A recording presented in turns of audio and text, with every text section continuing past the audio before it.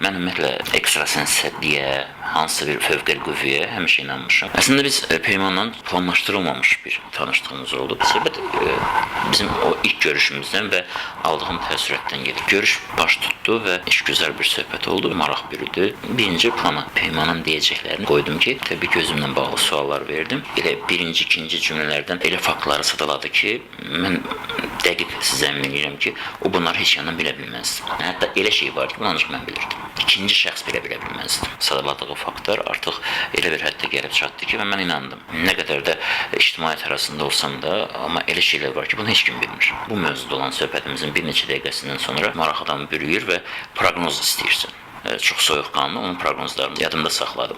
Çox qısa müddətdən sonra baş tutmağa başladı. Sanki elə bir o qrupdur. Və dediyi proqnozlar addım-addım baş tutdu.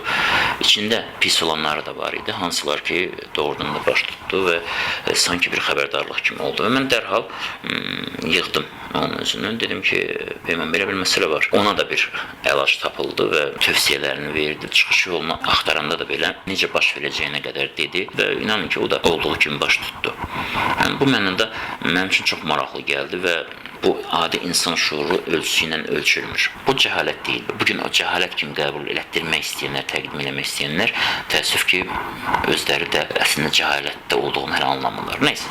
Dediyi proqnozlar addım-addım baş tutdu. İçində pis olanları da var idi və gününə qədər həmin hadisələr baş verdi. İnanmazdım. İşlərim alınmırdı. Peyman müəllim dedi ki, uğursuzluq var, mən sənə köməklik edəcəm, işin düzəlsin. Müəyyən vasitələrdən istifadə etdi və sözün açığın deyim bəhrəsini də gördüm. Cadunun bir əşyaya olunduğunu və həmin əşyanın da mənə hədiyyə olunduğunu söylədi. Xatırladım. Peyman müəllimin vasitəsilə düzəlib, hər şey yaxşıdır. Biznesim çökmüşdü. Dostlarımın sayəsində Peyman müəllimlə tanış oldum. Başa saldı ki, səni öz ortağın bu vəziyyətə qoyub. Peyman müəllim mənə çox köməklik elədi. Onun sayəsində biznesimi geri qaytardı.